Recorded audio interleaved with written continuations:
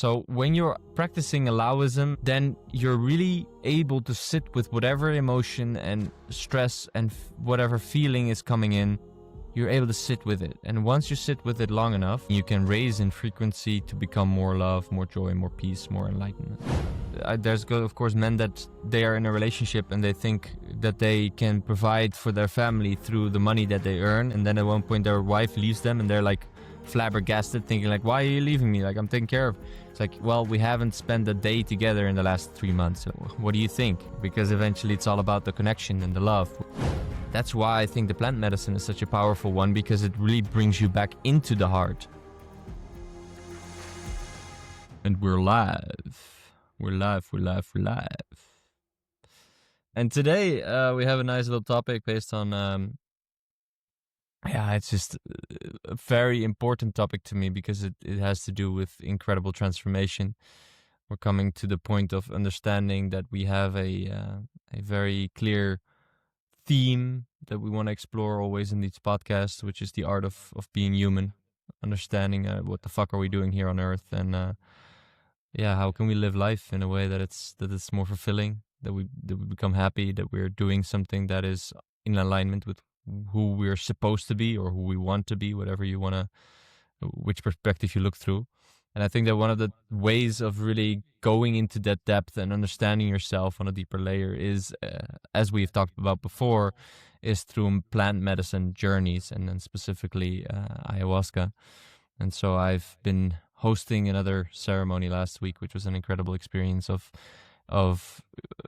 connection on a deeper layer. I think that one of the most amazing things that I see every single time is that the veil between the ego becomes so much thinner that you actually have the experience of becoming like a oneness. And it's like this spiritual term that we talk about a lot, but if you really allow yourself to feel that on a visceral level, that at one point someone is, for example, purging, which is something that happens during a ceremony, and then someone else is suddenly replying to that with like, oh, thank you. It's like, hey, wait, how can it be that someone is letting go through, purging, through puking, and then someone else is having the experience of release? Like, that shouldn't be possible. It's not the same body, right? But maybe this could have helped that when you're having your gut problems right now, I could have also gone to the toilet for you. Typical brotherhood, man. Yeah. Yeah, right? We're there for each other through thick and through thin. No matter how it flows, There we go. And so we grabbed this topic because I hosted a ceremony, but then afterwards I even attended a ceremony with my mentor, the one that taught me a lot about this beautiful medicine and who I actually journeyed with the very first time 8 or 9 years ago. And oh my God. I think that one thing that's very fascinating about the medicine is that it becomes more of a dance the more you do it. And also if you combine it with meditation versus like being thrown into a washing machine and just being like, being taken on a journey. Really, it's like so much more. Also, when I did my own ceremony where I was a participant, I'm noticing like I have to take a sort of the lead as well. And the plant, which I see as a spirit that's communicating with you, is really asking me like, hey, what is it that you want? Where do you want to go? I'm here. We have an expanded consciousness. We can explore different topics. What do you want to do?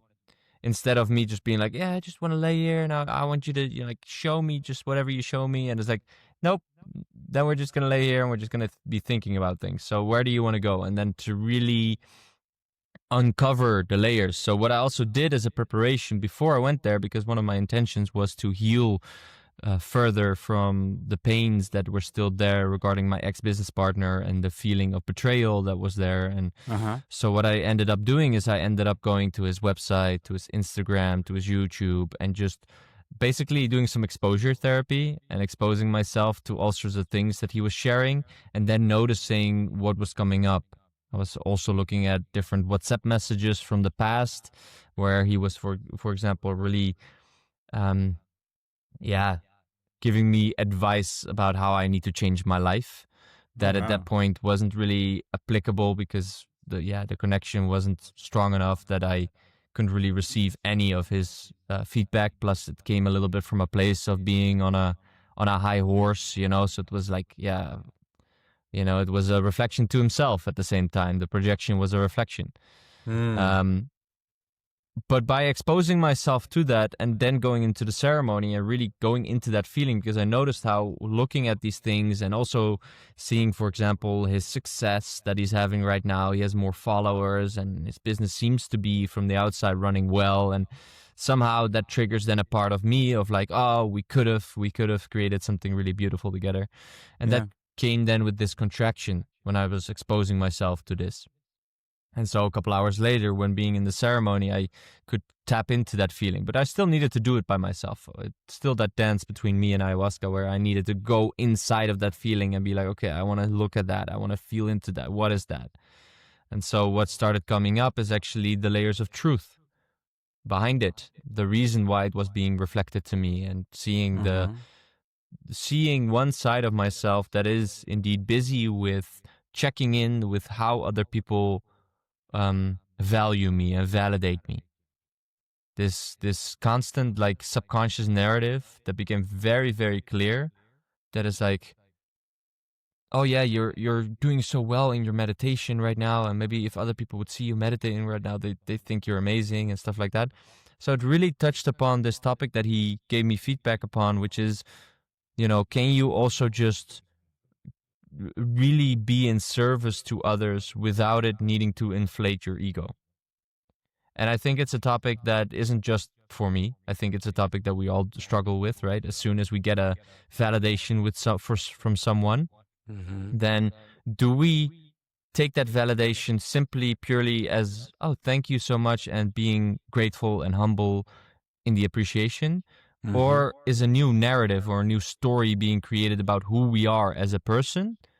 You know, our ego identity of I am a person that is able to really help people well. Oh, I am able to, for example, speak so well and inspire others so well, and people can learn so much from me. And then this layer of ego is slightly starting to build itself up based on if I am like this, if I do that, then I will be appreciated. Then people will love me. Then I will be enough. Yeah. Which, of course, tries to fill a void inside of me that says I'm not enough. So to what extent did you experience that with the ayahuasca trip?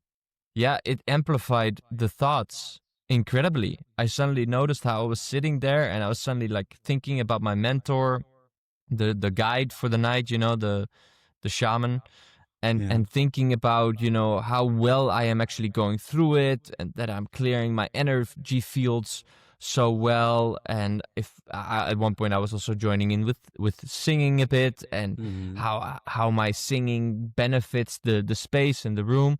And every time I noticed my mind going into that space, I just tried to pull it back again to just, hey, just be fully in the singing. Just be fully in the emotion that is now coming up. Yeah. Because eventually I feel like what the art of being human is all about is really learning how to be more versus always be thinking or doing. And when doing becomes a result of just being in the moment, it's like, it's almost as if you're not the one doing it. It's almost as if something's being done through you.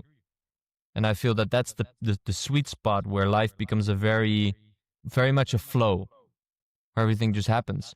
But it's hardnekkig, I want to say in Dutch.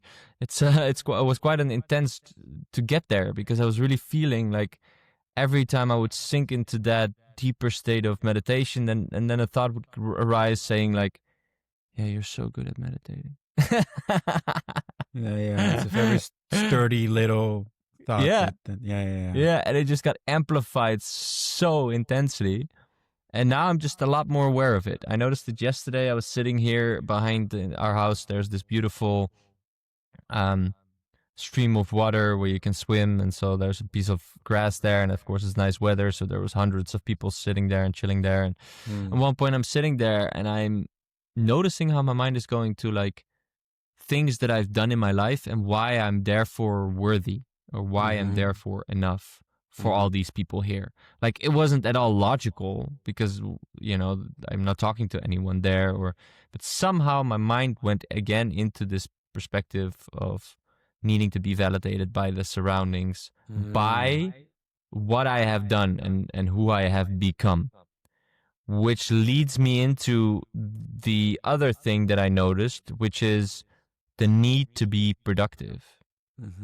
I often sit myself down behind my computer, even if I don't know exactly yet what I'm supposed to be doing, because I need to be productive, because that's what gives me value. And it might even amplify a little bit more with having a son and my woman right now, and the desire to take care of them. You know, being productive as a man is like this social standard, which then makes you like, okay, I'm being productive, I'm taking care of my family, you know, which in itself aren't bad things, right? To take care of your family and to, but when it's coming out of this lack, and when it's coming out of this place of, I am not good enough if I don't. Yeah. That's where it becomes an issue. And I noticed how that became an issue in the last weeks before I went for this journey, because I am not as present, because I'm actually constantly thinking about needing to be productive if I am with my child, or I'm upstairs sitting in my office, you know, thinking about needing to be productive, but then not always even knowing what I am needing to be doing. Isn't this like a typical man slumber though? Yeah. Man's slumber? Well, a lot of men struggle with this, but then they don't really attend to it, so it becomes a slumber, right? So it just lingers on, and they just let it grow, and it grows even bigger, and then one moment it pops out, at a moment that you don't even want it. I mean, I'm sure you're not on that track, but how do you keep track of it, and how do you cope with it whenever you're experiencing those thoughts? Yeah, I think you're very right. Before going to the questions, I think you're very right, because there's of course men that they are in a relationship and they think that they can provide for their family through the money that they earn, and then at one point their wife leaves them and they're like flabbergasted, thinking like, why are you leaving me? Like, I'm taken care of. It's like, well, we haven't spent a day together in the last 3 months. Like, what do you think? Because eventually it's all about the connection and the love, which is, if we're talking about your questions, like, how do you do it? That's why I think the plant medicine is such a powerful one, because it really brings you back into the heart. And I mean, it's cliche, but everyone says it on their deathbed. It's like, what is the thing you regret the most? Not spending as much time with my family and friends as I should have or could have. And that's what comes up in a plant medicine journey as well. It's like so strongly feeling this love and this joy of having these people around you that you love so much, that love you so much, that you enjoy spending time with. And so why the fuck am I not spending more time with them? And then, of course, the mind can go into reasoning of, well, maybe you need to make money or else you cannot pay for the mortgage and you need to pay for food and everything like that. But, you know, regardless of where you're specifically at with regards to your financial situation, there's always a layer of it that's bullshit. There's always a layer of it that's like, yeah, okay, yeah, sure, it's important, but are you then, the time that you're not working, really spending with your family? Are you really being present? Or are you thinking about the problems that you're having and about the things that you need to solve in the next day? And specifically in my situation, having the financial freedom that I have, that I actually don't have to work, why am I spending so much time behind my computer working? You know, and then doing things that seem to be necessary, but if I look at it, it's like, okay, well, some of that I can just let go of. And since I'm back, I've really been taking this space. I haven't sat behind this computer yet until this podcast right now, because I've been just taking the space, being with Lea and Noah, and just sinking into it. And it does come sometimes with a little bit of, and I find that difficult to say, I notice, but it comes somehow a little bit with boredom sometimes. And I think that has to do with some kind of when I am productive, I get my dopamine, and therefore I feel good. Yeah. So when I'm not being productive right now and I'm just sitting downstairs on the floor together with Noah, somehow there's moments where my mind goes into this yeah, but this is a little bit boring. And I find that terrible to say because it shouldn't Yeah. be boring to be with your son. Yeah. But there's moments where that actually does come up. And then that's another lesson that I learned during the ayahuasca is like, okay, can I allow myself to be bored? Can I just be as bored as fuck? Just bored out of my mind and just relax fully into boredom. Because I've also noticed that when I am allowing myself to be bored during meditations, or even if a meditation is tough and my body's like, oh, I don't want to meditate, this is so boring and nothing's happening, and can we just do something else, and if I sit through that boredom and I finish my meditation afterwards, I feel better, and usually inspiration starts flowing more. So it's within boredom that inspiration can also come. Well, and it's also allowing Noah to be there fully, right? And also understanding that whole unconscious layer of it's also okay to feel like this, and it's also okay to be present in this whole state of being bored, right? Exactly. And it has nothing to do with not being that was also very emotional for me, the feeling of, if I am so not allowing myself to just be and always needing to be productive, what am I teaching him? What is he gonna take away? Because of course he doesn't learn what I say; he learns what I do. So it's like definitely another layer of motivation to just practice presence. Because I know presence is the answer. Yeah, that's why the art of being human, being. It's all about being.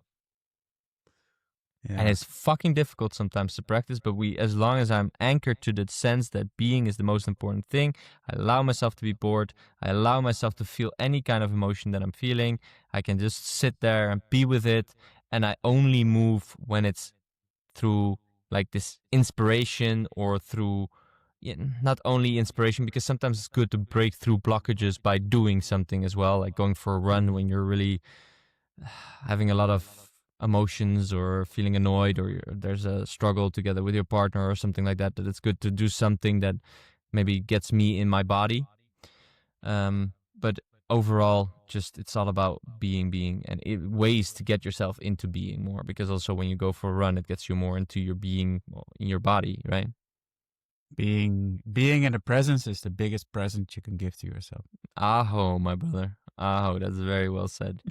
The funny thing is, you started about like the part of family, right? And you said like, being around family and aho, by the way. And you mentioned like those moments and not being productive. And then I thought, okay. I just recently had a concert from Einaudi in Rome. Amazing. It surpasses any other experience I ever had. Seriously. And then I thought, but hey, I could also, experience this and really feel the presence of, also spending time with family while just, being at a concert. And then I thought, but that's like the energy of also, spending time, well, sort of also feeling family around. But then I thought, hey, what the F? I mean, my sister was next to me, so I was actually with family. Yeah. So I wanted to say, but that's not true. You can also just experience it without. But then I thought, no, that doesn't go up. So that was a funny little thought coming. Oh, it's the most beautiful experience ever. Seriously. And my sister was also a big part of him. Big part of him. Big fan of him. Big fan of him, but also a big part of the experience that made it nice, or? Oh yeah, most definitely. I mean, I'm not lying. Seriously, like the moment he started playing, I cried, and I cried for 45 minutes long. I just cried. It was just a continuous waterfall, just of pure joy and love and happiness and feeling blessed and being so thankful, also just being there with my sis. I mean, she really made such beautiful choices in her life, and she's really an example of someone who's leading by example and who's really creating her own life. And in which way? I recently told her that well, I love how she really takes ownership. She at one point decided like 3 years ago or maybe 4 years ago. She was first a teacher in English classes, and then she said, "I'm gonna, switch it around. Not really liking this anymore. I want to follow something that really drives me, right?" Mm-hmm. So then she joined the Navy, and oh yeah, I cannot really say a lot about this though. But she joined the Navy, so I'm really, really just yeah. How do you say? Proud of her. A lot of things that you're not allowed to be shared, or what? Yes, that's what the like blocking my mind. It's like I cannot. I'm proud of her. I love the path that she created for herself, and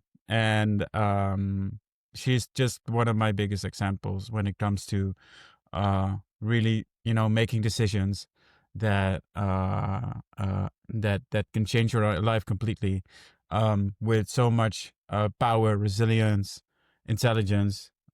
Also, the way how she coped with the loss of, her father. It's really inspiring.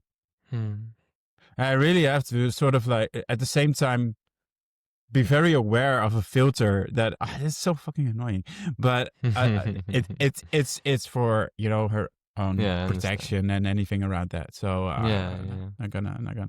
But I'm really proud of her. I love my sis to death. That's amazing, man. It's actually one of one of the moments that made me the most happy in my life is when she was born. And it's still like that. How much younger is she? 8 years. Quite a difference. Yeah. So now it was a beautiful experience. So we were there in Rome. I mean, in a like open air auditorium. We were in the night, or we were in the evening in like gala outfits and red carpet ready. And even some people, Italian people, came up to me or to us? No, to me, and they said, "You look beautiful." It was a beautiful Italian woman. I was like, that's a good compliment from Italians, no? Yes. So it was, but we were we were shining there and really loving to be there in the whole presence. It was one of the most amazing experiences. And it's such an amazing frequency as well, right? Oh yeah, it's like, oh my god, they actually someone Yora from Anuka and Yora, the artists that were playing during my ceremony, she at one point put Einaudi on. Like, she just doesn't happen that much because I'm managing mainly the music and guiding the space, but she at one point said like, hey, can we put this song on? And I'm like, that is so funny, because that was on Friday night, which I think was the same night that you were there. Yeah. So I was like, Martin's in the space, I was feeling. And then I just sat down there and it's like, and I was feeling like, especially during the ceremony, it's even more powerful with being able to feel the frequency of it. Classical music in general, but then specifically this or some of the other ones that are so, it touches something so holy. It's difficult to catch it in words, right? It's like, it's expanding. It's such an expansive feeling. And also, I mean, what I like most about, one of the things that I like most about it is that he addressed his all of the players who were there, the whole orchestra. He addressed all of them individually, right? And how big was the orchestra? Like 20 people, like everyone individually, like create a little space of applause for them. Mentioned why he liked playing with them, nice. what he loved most about their qualities. And he's such a I think he's such a gentle soul, such a simple, not simple man, because he's genius. I mean, he created this whole neoclassic own type of music. I mean, that's crazy, right? And of course, classical music is already, it's already there. So, but I mean, you cannot take it away from his his quality of creativity, and he just, when he touches the piano and the way he moves with the orchestra, he really, when you're talking about flow, he really flows. He flows like this, Some points he's just being there in the moment, just really, watching them, waving with his hand, like guiding the whole process, and not at that point, not touching the piano himself, but really like, first I'll let you come. I'll let you come. Okay, there we go. There we go. But there were a few moments where he just, there were motorcycles for one little part, like maybe 2 minutes in the whole concert, just outside. And then he waited for the perfect moments and then looked at the audience when they were like, vroom, vroom, and then he was like, and they're gone. It was so like, just this fucking genius, that guy. So in the moment, right? So present with every little sound, and how fully giving the space to the sound that is there. And then, I can feel it. I can feel your words. I can feel what you're saying. Would love to go to a live concert of him sometime as well. We will do that. That sounds good. Cheers to that. Cheers to that, brother. Yeah. Cheers to that. So what song did Yora what did she play? Do you know that? Which one was it again? There was, because she played one, and then afterwards, I know that I can look it up here probably. I of course afterwards already was feeling it, so I was like, this is amazing. Let me put on Una Mattina as well. Mm-hmm. Of course. Nuvole Bianche. Nuvole Bianche. Yeah. That's my favorite. That's your favorite. Nice. It is. Yeah. So if we're talking what we're talking about at the beginning, when things become like an energetic oneness experience, even if you are thousands of kilometers away in Rome, your energy was there. If that is your favorite song, and suddenly she requests the song out of nowhere, like, I'll play it. It's by far my favorite. Yeah. Nice. Yeah. So beautiful. I'll send you the video of it, because it's then Jurgen also came in and he started with the bugang, his instrument, right? He started to play around, and it was a magical moment. It was a magical moment, and so many more magical moments that happened. It's truly, if someone's listening to this and thinking like, I don't know, should I try this out? I really truly believe that if the entire world, as long as you don't have any contraindications, would do at least once in their life an ayahuasca journey, the world would look so much more beautiful. It just, all these theories about spirituality, all these theories about healing trauma and all of that, in that visceral experience, you just go there. You just go to that deeper layer of your subconscious. You just go to that oneness experience. You just go and understand why you have behaved in a certain way in your life, and how you can now break through that by simply experiencing and feeling the emotion in that moment, which becomes much easier to do during an experience like that, because you have more awareness and more consciousness. So you're not as lost into the experience of the journey. Like if you're in a day-to-day life, you get stressed about something, then maybe you get more stressful thoughts about it, and then you start believing those stressful thoughts, and then the stressful thoughts become even stronger, and then the feeling of stress becomes stronger, and that amplifies the feeling of stress, and now you're just making vicious circles of pain inside your system, amplifying the stress, amplifying the trauma that's actually underlaying it. But then in the ayahuasca experience, you go in, the stress might come up, some kind of reflection shows up, maybe, some music, some song drops, or like there's someone suddenly hits over their bottle, and you have this shock moment, and it reminds you of the experience when you were a little child, when you were having, and then suddenly you feel the emotion behind it.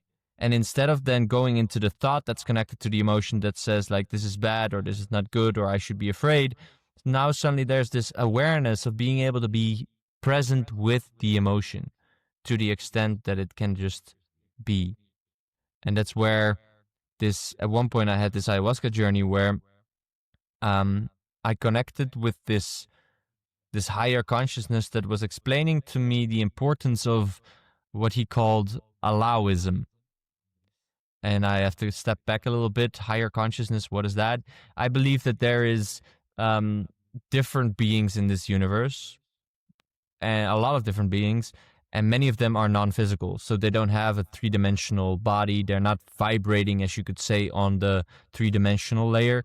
But they're vibrating a little bit higher, so they are of frequency. It's like when you're spinning something in a really fast way. So, for example, the airplane rotor or something, or the cooling thing that's often hanging above you in the room.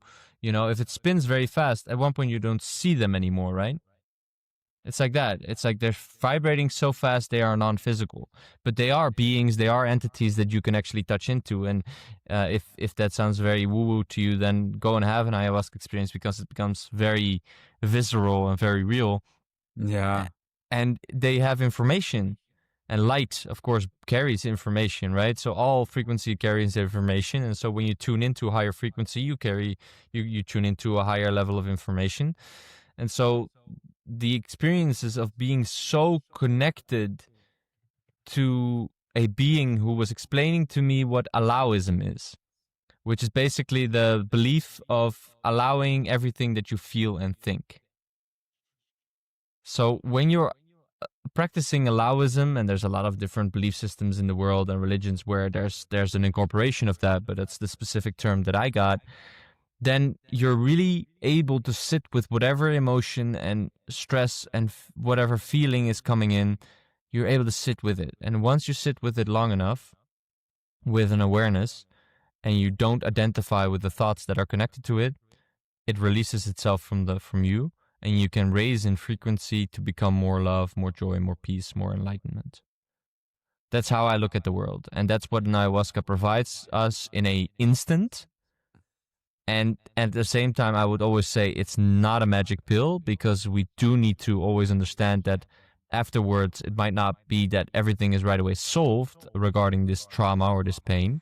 It might be that you need some more integration with it, and it's going to show itself in your day-to-day life. So meaning, if you dealt with the pain of being rejected by your family in your life during the ayahuasca ceremony, it might be that the weeks after that, you go to your family, you get rejected even harder. But it's like that, I don't want to call it a test, but I want to call it like just a reflection of deeper layers of this fear that still are coming up. But then with a heightened awareness, with the awareness that you know now how you can sit with your emotions more, it's then easier to also release those layers and to integrate that with practices of meditation, for example, and with practices of breath work and listening to amazing music like Anaudis. Yeah. So, did you experience that yourself? What specifically? When it comes to the relationship with your parents, for example? No, to my parents, there's nothing right now specifically. It was really related to my ex-business partner that I also, it's often related to intention. The intention you set, you usually also get something related to that.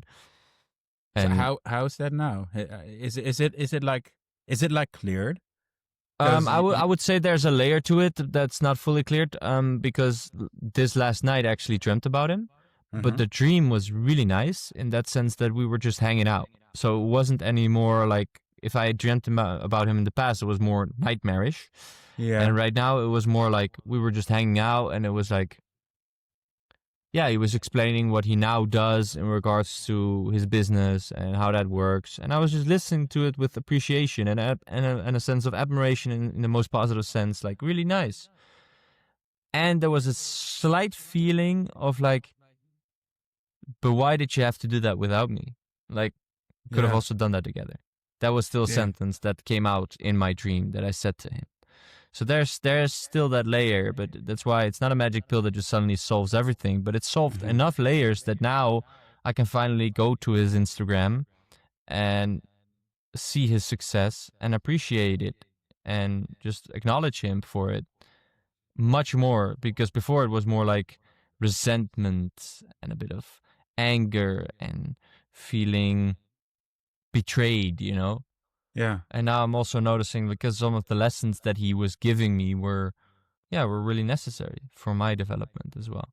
And eventually, if I look at the higher perspective of it all, the entire game we're playing here on Earth is that we are getting certain lessons from people that are very harsh and painful. And on a human level, we can say, hey, that's not okay that you do that. Yes. Mm-hmm. But on a higher spiritual level, it's like, yeah, but we chose to play that game, and you're going to hurt me, and then I'm going to have to uncover all the layers behind that hurt, and I have to conquer that and then become a stronger version of myself due to that experience. And I can take that with me as a soul when I move on to the next phase of my soul being. It almost feels like, so he made a choice. He did that by some sort of intention, right? And then, but because spiritually it gave you a lot of growth, that he was, that he was already sort of like programmed to make that choice.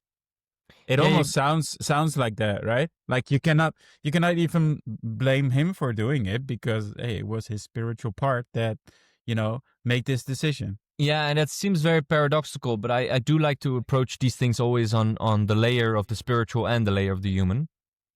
Because if we say it like that, what you now said, then you can also say, well, you can just murder kids. And it's like, well, that was just how it was meant to be. I was supposed to. No, wait. On a human level, that's really not okay. And you're an asshole, and you should go into jail. And there's consequences to that. And but indeed, on a spiritual layer, I do believe that certain things that we are experiencing in our lives are somewhat predetermined. So it's as if there's certain milestones that we have selected in our soul contract before we came to this earth, and that those ones we want to hit, we want to pass them, and they're going to happen. Just like my mom passing away.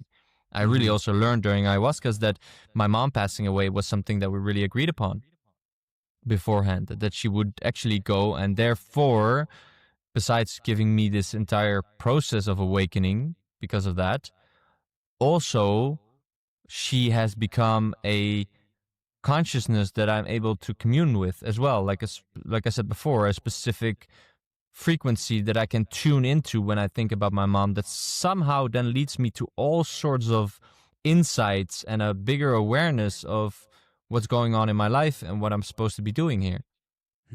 So there's a gratitude also for that process. And at the same time, the inner child in me, the human being in me, is like, oh, yeah, well, it would have been also nice to have my mom, and all the wounds that have been there and that are still sometimes there.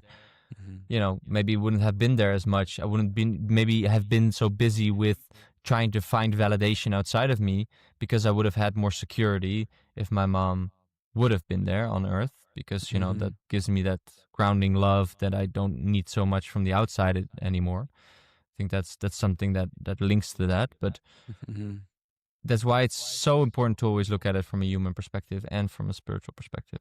Yeah. And not to just allow everything as actions. Like the Allowism is also not for the doing; it's for the thinking and the feeling. Yeah. Whatever you think and feel is okay. Not everything what you do is okay. That's not. We don't go there. It's like you can't just no. Eventually, if you have done something and you feel guilty for that, that's okay. And you have to feel through that, and you have to release that eventually. And all the negative thoughts that are surrounded that, you have to release that, of course. So then we go into Allowism again. But if somehow your ego starts using Allowism as a strategy for hurting others and for being, very egoistic, in the sense that you're not even looking at what other people need and always just looking for your own profit without helping others, then yeah, that's something to really reflect upon. And maybe you need to make that mistake, right? Maybe you need to go into that a couple of times to realize, wait, that's really not where happiness lays. Always only taking care of myself and not of others. Does that resonate with you? Big sigh. Big sigh. Very big sigh. Well, I mean, there have been numerous times when I've been called an asshole because of some minor egoistic parts or choices I made? Probably, yeah. But does it resonate with me? I don't really believe that I am an egoistic person. Oh, that was also not my question specifically, but Or no. But I'm okay. processing the Yeah. to get to the extent or to the core. Better said, does it resonate with? There were moments when when I wanted to make the choice, when I could have made a step in a movement that would be very egoistic or very not providing or not caring for others. Mm-hmm. But there was always like a little, I don't know, a small part of me or something saying that, nah, don't do it. And you should, and that's actually one of my biggest flaws, or it was one of my biggest flaws. You should also, really think about the other person. Like, what are you, like, how is he or she feeling? And, I, a lot of times I put others first, Yeah, that's the other and, side of it, right? and that myself. And that's the other side of it. Yeah. Mm-hmm. So if anything, I might be experiencing that the last 2 or 3 years where I'm making different choices, where I'm, moving in a different, a different chain of choices and to some people it might feel egoistic. Could be, yeah.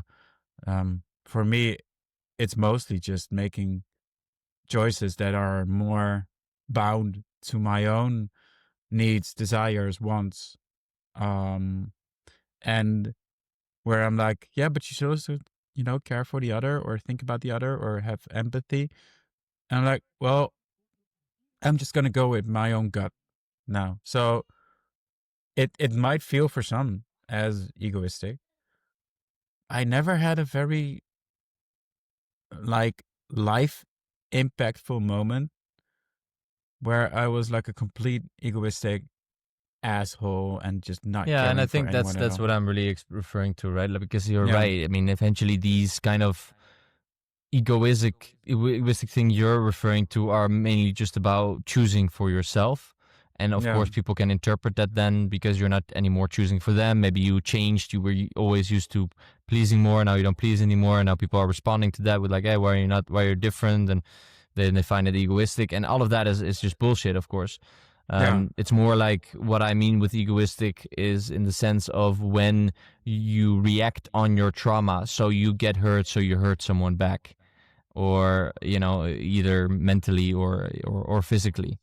It's like, can you then not project towards the outside world and make the world the be the victim to the world, but can you in that sense be taking care of yourself, and that's what you're referring to, I feel. Responding or reacting to that trauma, there might have been some moments in life where I think we all do, to a certain degree. yeah, where I did to some degree exactly did respond to that trauma, and also at the same time, within 1 or 2 movements after that, decided I'm not gonna go through with this.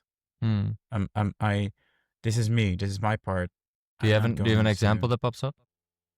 Yeah, actually, a lot of, but I mean, my life is very full. I was about the age of 19 or 20 years, I believe, and I had this relationship with a girl, and she was she was probably my first biggest love, I guess. Um, she had a lot of sides to her that I found very attractive, appealing. But also I was sort of like, like it was, she was like a magnet to me, right? I couldn't stop myself from being, attracted to her, literally. So, but I mean, she had a lot of, she was coping or dealing with or bulimia, with suicidal thoughts. She was very manipulative. It was not necessarily a very happy and ever after fairy tale, right? But I was so in love with her. It's crazy. She was half Italian. I don't know if that counts for anything. An extra plus point, an extra point for not breaking up too early enough. Yes, I do love Italian women, but well, Mediterranean itself, it just immediately just gets me there. French, Italian, Spanish. Anyway, Argentinian. Oh my god. But let's not stroll from the topic because it's a very important one. And otherwise, I'm gonna make jokes and jokes and jokes, and then that's also my mechanism, right? Yeah. To avoid the deeper layer. Yes. So let's not do that.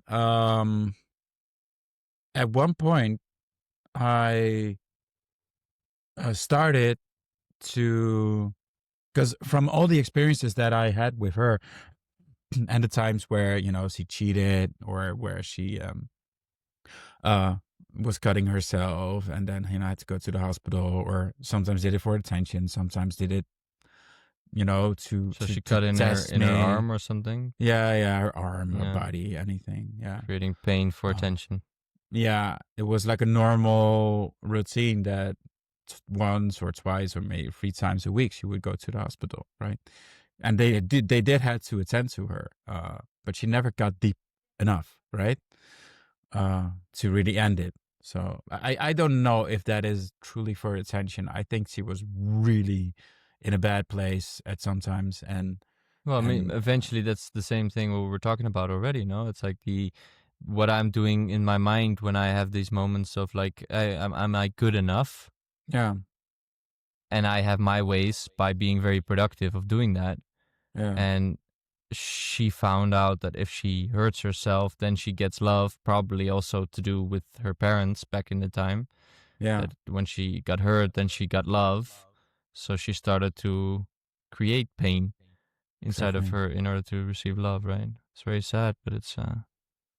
So my own response to this was, at some point, that we had like a fight or an argue or whatever, and she was talking about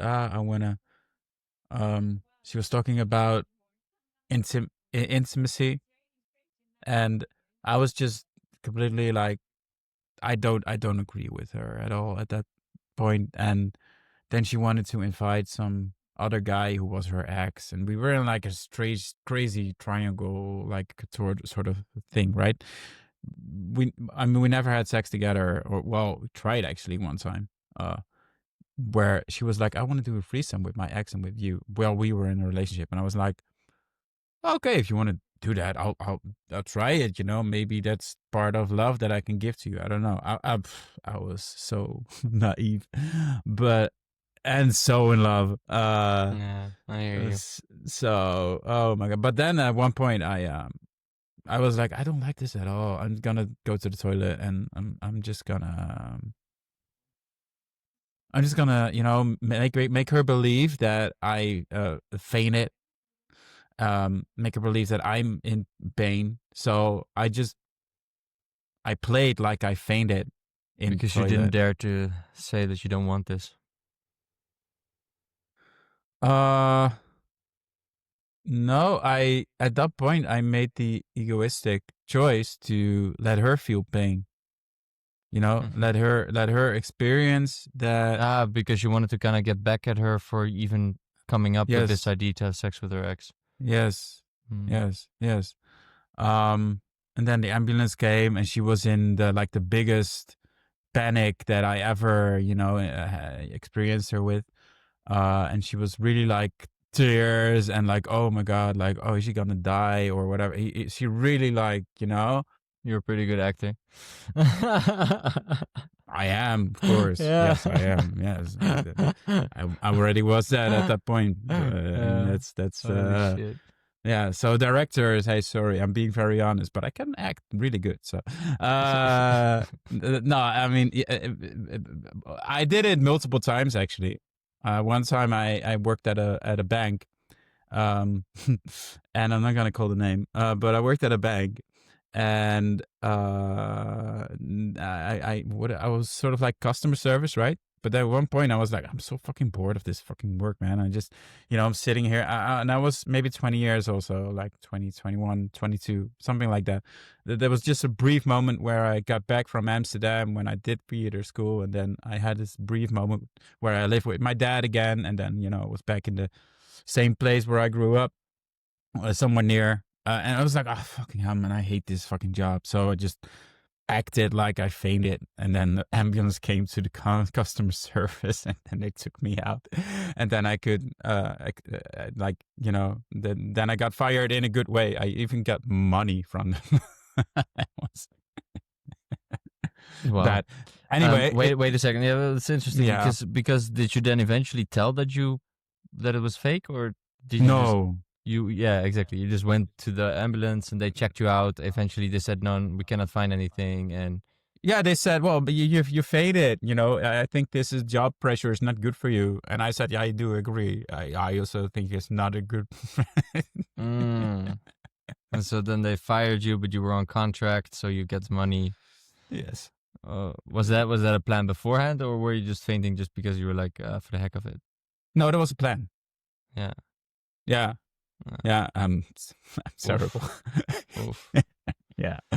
So the situation with her, I mean, hey, I don't mind. And you're not, wait a second, you're not terrible. Yeah. I don't want to go to that place, because I think that's where we indeed are not doing the Allowism of allowing our thoughts and feelings, I don't know.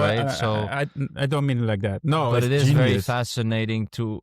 No, it's not genius either. But it's definitely interesting to figure out, or to understand.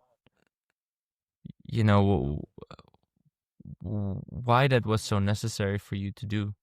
What was the inner screaming that actually was happening that needed to be seen? A part of you that felt so not seen that it needed to act these things out in order to. Man, this customer service job, it was numbing me out, man. Like, I just felt like my soul was being sort of like evaporated in that whole, system of calling people, attending to their loans, or, stuff like, it's such a bleh. It just, I felt like all the creativity that I had in my own being, was just, it was not there. It wasn't also not allowed to be there. I had to work in a typical part of system, right? Yeah. Your chaotic nature cannot handle that. It cannot handle it. Created some chaos in the moment. Yes. In the best possible way that you wouldn't do right now. The way that I know you, at least, I would never see you do something like that, because maybe for fun you would act in some ways, and what you always do with me when we're on a festival, and then you tell me 4 times, what did you say? Sorry, huh? And then I need to repeat it 4 times before I realize that you actually already heard me the first time, and then I'm like, fuck you, man. That part of you is still there, but it's more innocent, much more innocent. Yes, that's a little kid. Yeah. But so with the girl, with your ex. So the one time I faked that I fainted, and then just to give her the feeling of what she also made me experience, like numerous times. Or lots of times, that I had to bring her to the hospital, or that, I had these conversations with guys who said, well, I had sex with her. And I'm like, well, what the fuck are you talking about? I had no idea, like, about this. And, later I discovered that she did that, like, so many times. I mean, it's crazy that there was not a new algae or how do you call it? STD? Fungus. Like, there was not like a new species of fungus growing, and like in the lower side of my body, because the moments that she did that, it was like, what the F. Anyway, so I was guarded there, I guess, also from some exterior beings. I don't know, but thanks. And there was another, but that was actually a bigger thing. She had bulimia, right? So the moment that she ate something and then she decided, "Oh, I'm not gonna eat. I don't want this in my body. I'm just gonna throw up. You know, throw up in a bucket and then keep that bucket under her bed, and then that bucket expanded and got more content. Sounds like an Yeah. ayahuasca journey, but Yeah, but not in the good way. different, man. Yeah. Different. Yeah. Yeah. Yeah. We're gonna do it soon though, again. Ayahuasca. I feel like the next time I'll be there. Anyway, so then I responded in like a traumatic response by also doing this myself. So Yeah. at one point I started, vomiting and, vomiting my food or vomiting whatever. And just also to kind of make her feel like, hey, you're doing this to me now too. Hmm. Right? So getting back at you, kind of. Yes, which Just is like. a very, very egoistic thing to do. And Mhm. it also cost me a pretty big trauma, because then I had to deal with, like, maybe for 2 or 3 years after that, how do you say it? Consequences. Yeah, there's like a word for it. It has to do something with battle or something, but um the the backfire, something with that. Yeah, yeah, I yeah. don't. The effects of your choices and having done that, and then the effect of that on your body and needing to heal that again. Yeah, and Yeah. that completely backfired on me, because I had to struggle with about 3 to 4 years um of having these impulses, and sometimes The impulses also of throwing up puking. just Yeah, after yeah. I ate or whatever, Mm. uh whilst I before I didn't have any of this mental Yeah, that disorder or sounds really thing, or strange indeed. Like if you suddenly yeah. have this impulse to throw up after your food. Yes, I mean, if I so eat I really a lot, maybe then I can somehow link into it because then I'm like, oh, I'm so full, but still not really thinking about throwing up. But like, yeah, no, so it's crazy. So then there were moments that I was like, oh no, I mean, I'm too my body is too it's too big now. I cannot do this, so I mm, was like, and then I did this for like for like 4 years after this, wow, and then one moment I decided, I'm not gonna do this anymore. This is But I really had a lot of struggles with it. And the funny part is, the moment that I decided I'm not gonna do this anymore, I got into a relationship with a girl, and she had less trouble than the prior ones. But the one thing she was struggling with was bulimia. I was like, oh my god, fuck. still in your field. That's also interesting, right? Like how things still then come up in order to really overcome them on a deeper layer. That it then gets reflected in our outside reality, something that still needs to be processed within us. Yeah, Mm-hmm. crazy. So Mm-hmm. no, I mean that's definitely one of the moments That's a that good I example. made big egoistic choice. Yeah, Exactly. And yeah, and it. it's this really fine line of being able to say, you know what, I am not going to react out of trauma. I am not going to get back at someone or guilt them into something, and see if you can be the bigger person, in the sense of being able to process your trauma within you and heal it in the more, you know, therapeutic ways, you could say. You know, if you Mhm. feel a lot of anger, then grab a pillow and scream in it as loud as you can instead of hitting your partner or your child or whatever. That's where consciousness begins, and that's where I think the art of human beings and being human comes in. Being. Actually, while tracking back to the whole ayahuasca thing, I think ayahuasca is the first moment that I felt complete relief when I could throw up Yeah, and of that course it also, comes up as well. Yeah. yes, and that Yeah. also, that part of me was being healed. After Mm. that, I never, the first time that I did ayahuasca, after that, I never again, because sometimes it lingered, right? Sometimes Mm-hmm. there was this little impulse saying like, maybe you can do it, maybe you can. And but after the first ayahuasca, I never had this anymore again Yeah. at That's the all. beauty of it. That's powerful, man. That's really, really beautiful how it heals those layers. And yeah, I can just notice it within myself right now, being home, being so present with my girlfriend, with my son. Whenever I feel frustration about the fact that, Noah is crying and I don't know exactly what he needs, then right before there would be like this, what do you need? And then maybe I would be shaking him a little bit to calm him down, which is again a reaction from the ego, be out of the pain of not understanding. And right now there's this unlimited patience and this curiosity of like trying to figure out what he needs and taking all the time in the world for it. And yeah, and also sensually, the connection with my girlfriend is amazing right now. Whilst after the birth, there was a period where we, of course, didn't have sex because she physically couldn't.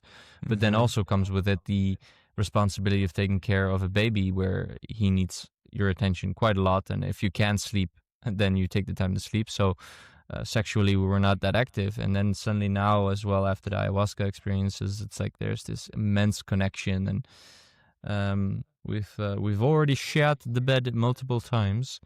Wow. Yeah, just because the energy that's free again, the heart that's so open, I can see her again in the same way as how I fell in love with her in the beginning. And it's just such a rebooting of the system that I just really recommend for anyone that feels ready for a change in their lives, that really wants to improve and really live life fully and understand the art of being human. And I It's think that's beautiful. I think your video is also one of the examples of the art of being human, right? Because I watched it a few times where you were sharing your your love and your appreciation towards Lea. on Instagram, where I was in tears. Yes, You mean? yes, Yeah, I really liked that. yeah, yeah.